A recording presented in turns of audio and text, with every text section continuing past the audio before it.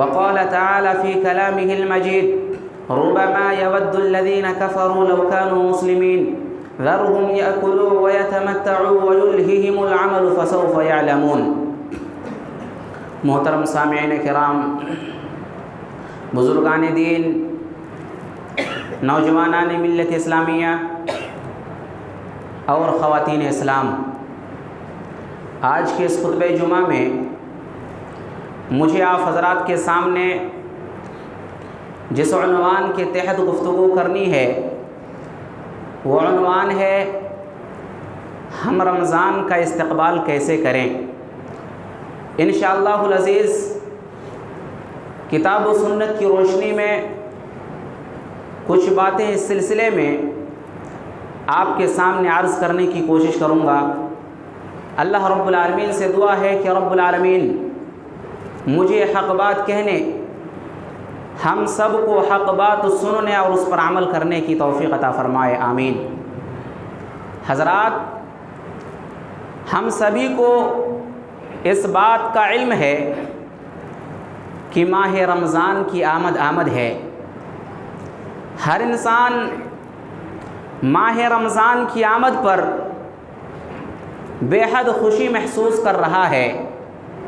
نیکیوں کا سیزن، نیکیوں کا موسم، نیکیوں کی بہار، رب کی رحمت کا پیغام لے کر ہمارے قریب سے قریب تر ہو رہے ہیں۔ بہت ہی خوش نصیب ہیں وہ لوگ جو ایمان کی حالت میں، صحت کی حالت میں اس مہینے کو پالے۔ یہ وہ عظیم مہینہ ہے جس کے اندر اللہ رب العالمین نے اپنے کلام قرآن مجید کو ساری نوع انسانیت کے لیے اتارا، جو ساری انسانیت کے لیے مشعل راہ ہے۔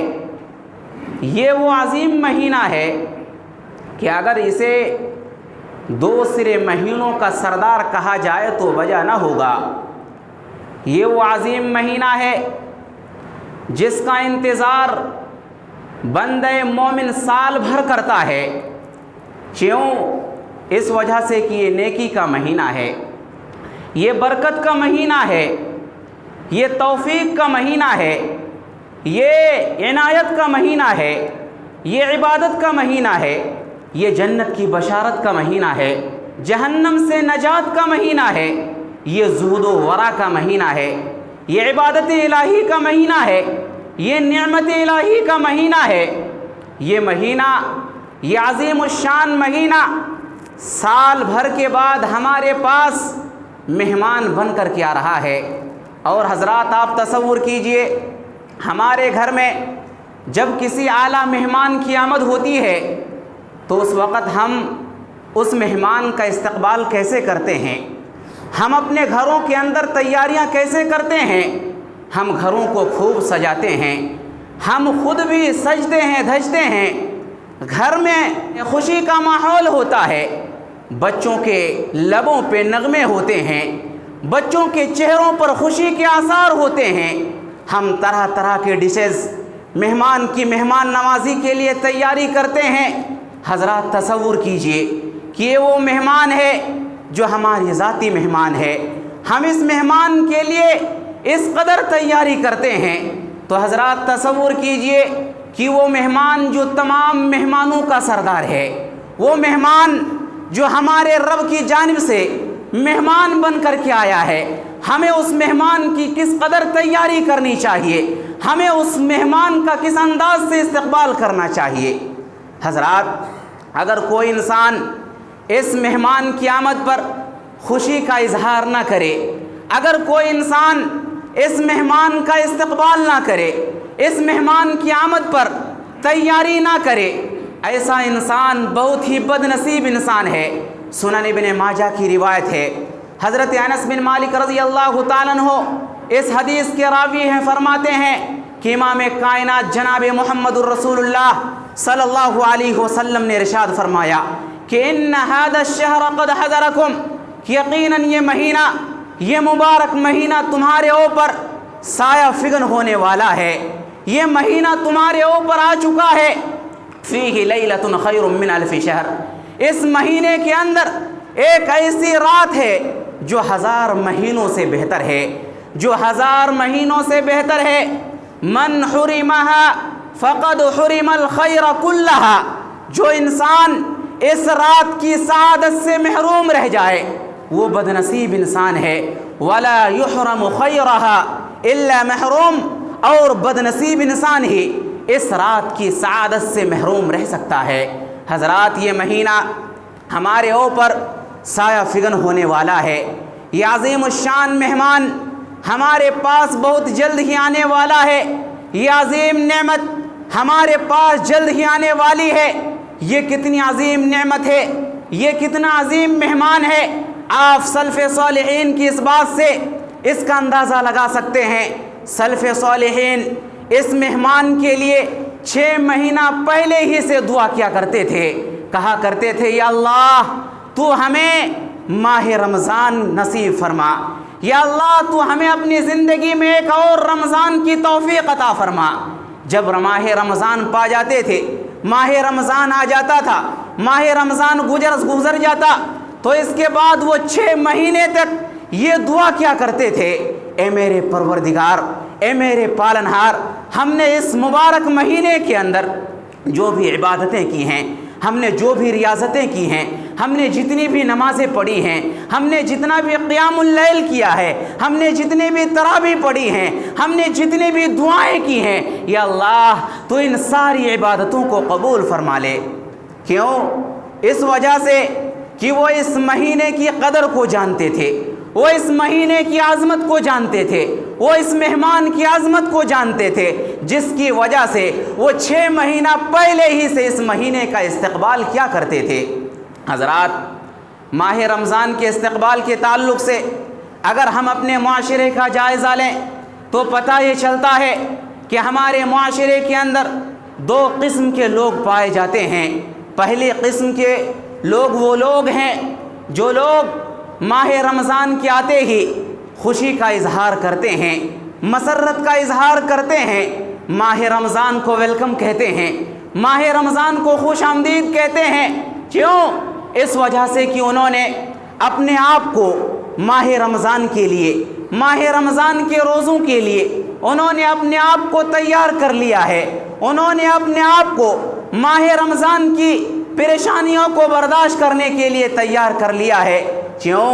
اس وجہ سے کہ وہ جانتے ہیں کہ اگر ہم یہاں کی تکلیف کو برداشت کریں گے، ہم یہاں کی پریشانی کو برداشت کریں گے تو قیامت کے دن ہمارے رب کے پاس بہت بڑے بڑے انعام اس کے بدلے میں تیار ہیں جو ہمیں ملنے والے ہیں۔ یہ وہ لوگ ہیں جو ماہ رمضان کا صحیح طریقے سے استقبال کرتے ہیں، ماہ رمضان کے لیے اپنے آپ کو تیار کرتے ہیں۔ گویا کہ یہ مہمان جو آنے والا ہے ان کے نزدیک بہت ہی اہم مہمان ہے، اور آپ جانتے ہیں کہ جو مہمان جتنا اہم ہوتا ہے لوگ اس کا استقبال بھی اسی طریقے سے کرتے ہیں۔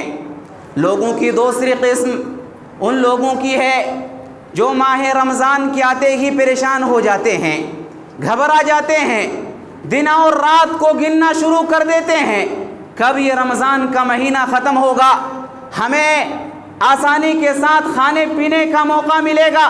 یہ لوگ ماہ رمضان کو اپنے اوپر بوجھ سمجھتے ہیں، یہ لوگ ماہ رمضان کو اپنے لیے پریشانی کا باعث سمجھتے ہیں، یہ لوگ دن دہاڑے بہت کچھ کرنا چاہتے ہیں لیکن ماہ رمضان کے آتے ہی ان کی ساری تمناؤں پر، ان کی ساری آرزوؤں پر پانی پھر جاتا ہے۔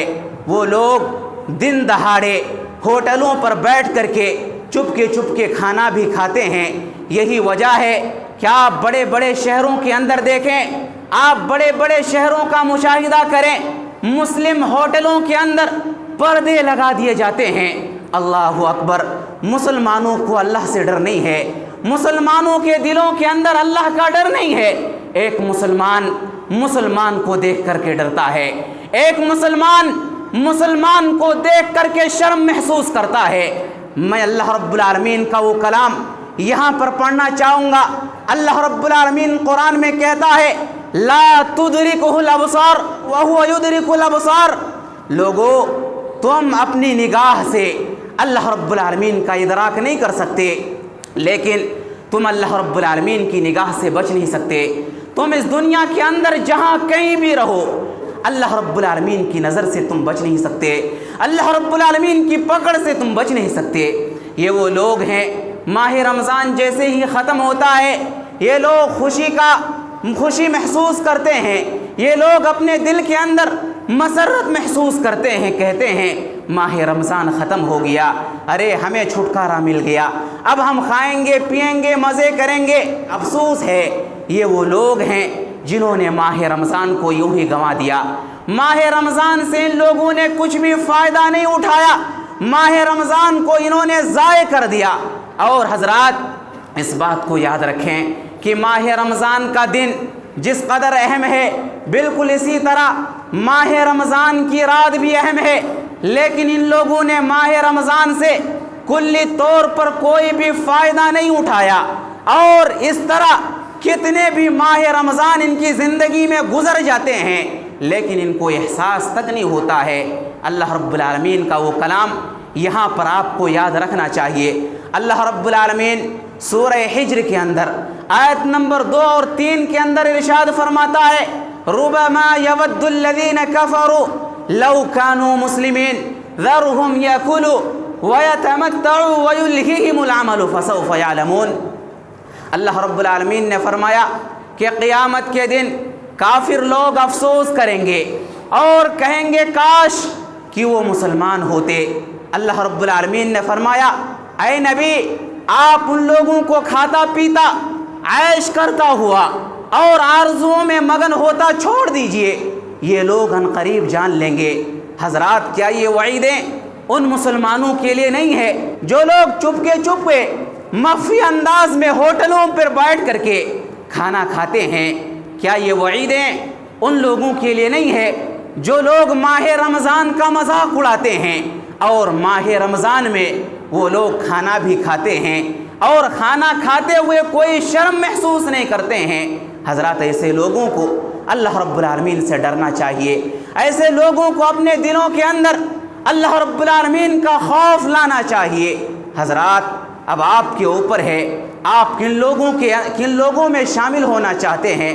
ہم سب کی ذمہ داری ہے کہ ہم ان لوگوں کے اندر شامل ہو جائیں جو لوگ ماہ رمضان کا استقبال کرتے ہیں, ماہ رمضان کا پرزور طریقے سے خوش آمدید ماہ رمضان کو کہتے ہیں, ماہ رمضان کا پرزور طریقے سے تیاری کرتے ہیں. ہمیں ان لوگوں کے ساتھ ہونا چاہیے. حضرات آج ہماری گفتگو کا موضوع یہی ہے کہ ہم ماہ رمضان کا استقبال کیسے کریں, ماہ رمضان سے فائدہ کیسے اٹھائیں, ماہ رمضان کو ثمرآور کیسے بنائیں.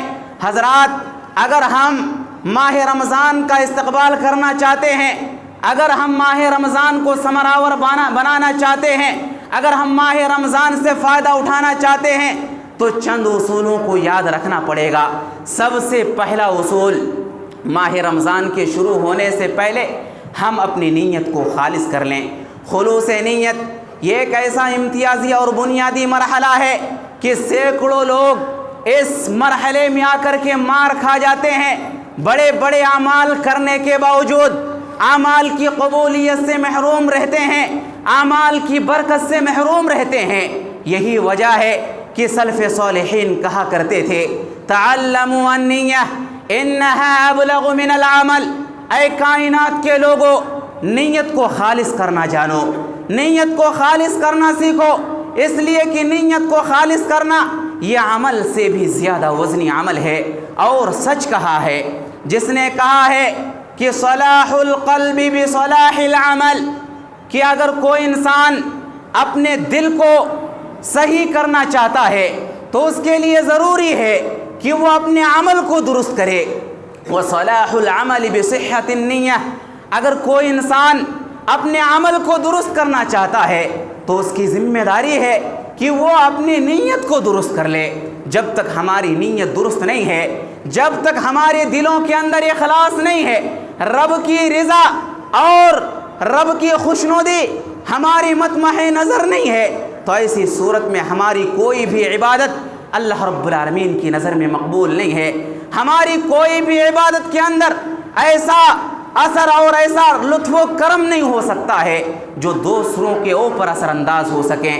اسی لیے سلف صالحین کہا کرتے تھے کہ جس انسان کی نیت میں اخلاص نہیں ہے وہ ساری زندگی سجدے کرتا رہے، ساری زندگی رکوع کرتا رہے، ساری زندگی عبادتیں کرتا رہے، وہ متقی نہیں بن سکتا۔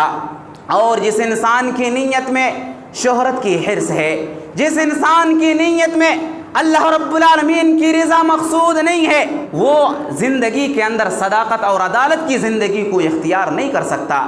اسی طرح سے حضرات فضیل ابن عیاض کے بیٹے نے ایک مرتبہ اپنے باپ فضیل سے سوال کیا، اے میرے ابو جان، آپ مجھے بتائیں کہ صحابہ کرام کی زبان میں اتنی تاثیر کیوں تھی؟ باپ نے بیٹے کو جواب دیا، اے میرے بیٹے، صحابہ کرام کی زبان میں اس وجہ سے تاثیر تھی کہ وہ جب بھی بات کرتے تھے اللہ رب العالمین کو خوش کرنے کے لیے کرتے تھے، اللہ رب العالمین کو راضی کرنے کے لیے کرتے تھے۔ اس وجہ سے اللہ رب العالمین نے ان کی زبان سے نکلنے والے ہر جملے کے اندر تاثیر پیدا کر دی۔ حضرات، ضرورت ہے کہ یہ رمضان کا مہینہ جو ہمارے اوپر سایہ فگن ہونے والا ہے، ہم اس کا استقبال کریں خلوص نیت کے ساتھ، اور اس بات کو یاد رکھیں کہ اگر ہماری نیت صحیح نہیں ہے، اگر ہمارے دلوں کے اندر اخلاص نہیں ہے، تو ایسی صورت میں ہمارا کوئی بھی عمل اللہ رب العالمین کی نگاہ میں مقبول نہیں ہے۔ اسی طرح سے حضرات، دوسری چیز، ہم ماہ رمضان کا استقبال کریں توبہ و استغفار کے ساتھ۔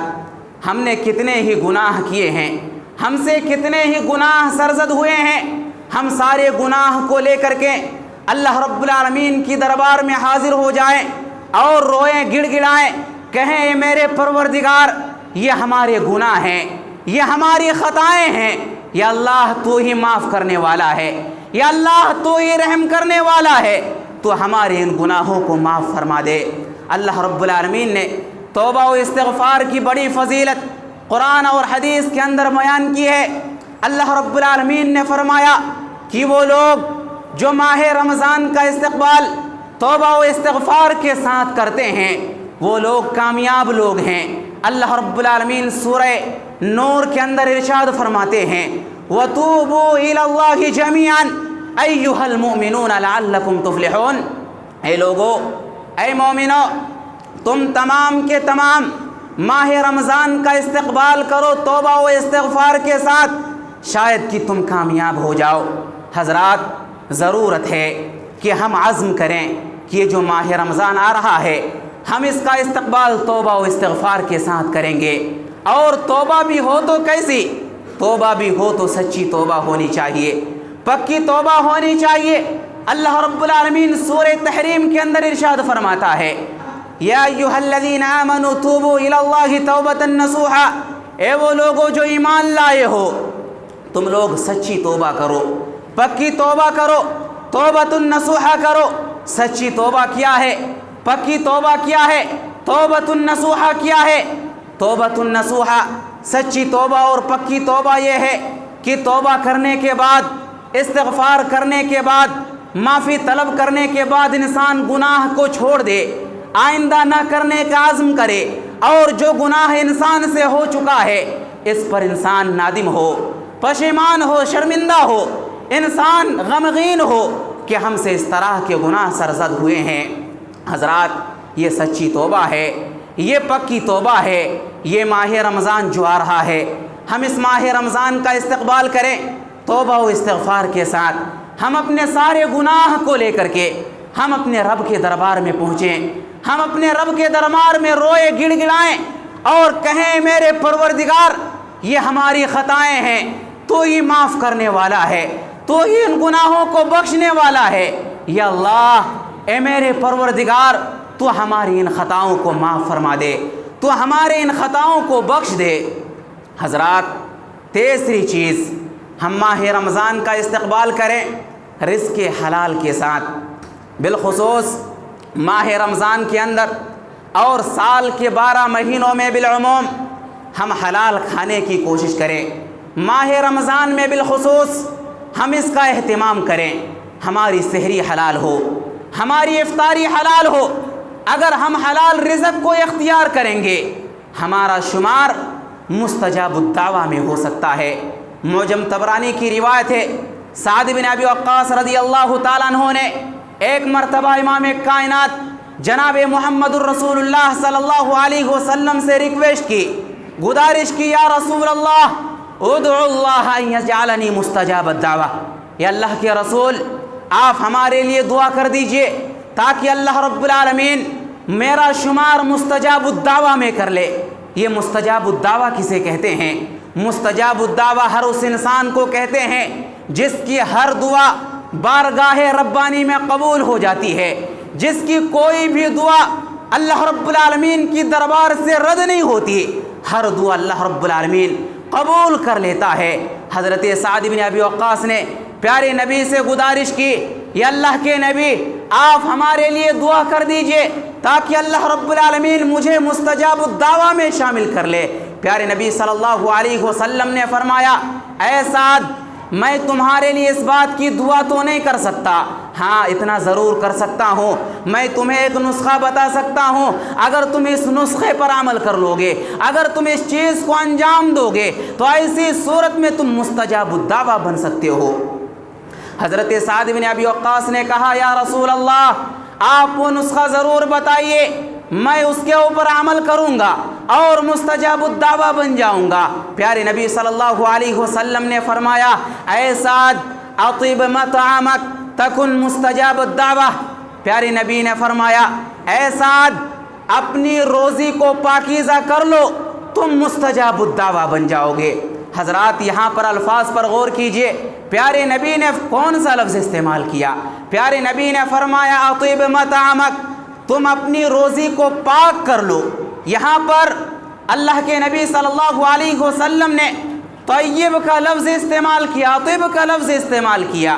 حضرات قرآن کریم کے اندر جگہ جگہ اللہ رب العالمین نے ہمیں اس بات کی تعلیم دی، کلوا من طیبات ما رزقناکم، یہ جو طیبات ہے اللہ نے کہا کہ ہم نے جو روزیاں تم کو دی ہیں ان میں سے جو پاکیزہ روزی ہے تم ان کو کھاؤ۔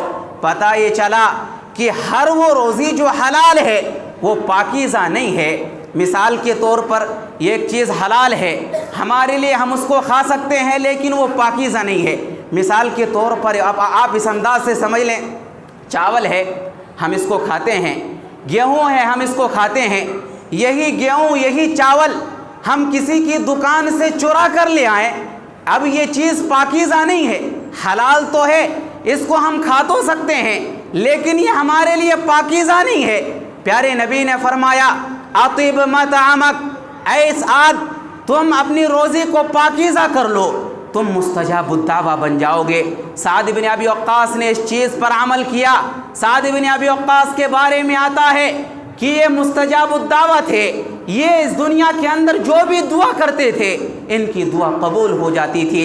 آگے پیارے نبی صلی اللہ علیہ وسلم نے فرمایا، والذی نفس محمد بیدہ، اس ذات کی قسم جس کے ہاتھ میں میری جان ہے، ان العبد لیقذف بلقمۃ الحرام فی جوفہ، ایک بندہ جو اپنے پیٹ کے اندر حرام لقمہ کو ڈالتا ہے اس کی 40 دن کی عبادت اللہ رب العالمین قبول نہیں کرتا ہے۔ پیارے نبی آگے فرماتے ہیں، وَأَيُّمَا عَبْدٌ نَبَتَ لَحْمُهُ، ہر وہ انسان جس کی پرورش ہی سود کے پیسے سے کیا گیا ہو، ہر وہ انسان جس کی پرورش حرام چیزوں سے کی گئی ہو، ایسے انسان کے لیے فَالنَّارُ أَوْلَىٰ بِهِ، جہنم کی آگ ہی زیادہ بہتر ہے۔ حضرات ہم رزق حلال کو اختیار کریں، کہیں ایسا نہ ہو کہ رمضان کے آنے سے پہلے پہلے ہم ایک لقمہ حرام کا اپنے پیٹ میں ڈال لیں اور رمضان کے سارے مہینوں کی عبادت، رمضان کے مہینوں کی عبادت ضائع اور برباد ہو جائے، ہماری نمازوں پر پانی پھر جائے، ہمارے روزوں پر پانی پھر جائیں، ہماری دعاؤں پر پانی پھر جائیں۔ اس لیے حضرات ضرورت ہے کہ ہم رزق حلال کے ساتھ اس ماہ رمضان کا استقبال کریں۔ اسی طرح سے حضرات چوتھی چیز، ہم ماہ رمضان کا استقبال کریں تلاوت کلام اللہ کے ساتھ۔ یہ قرآن کا مہینہ ہے، یہ برکتوں والا مہینہ ہے، اس مہینے کے اندر ہمیں جو بھی وقت ملے، خالی وقت ملے، ہم اس کو ضائع ہونے نہ دیں، ہم قرآن کریم کی تلاوت کریں، ذکر و اذکار میں مشغول رہیں۔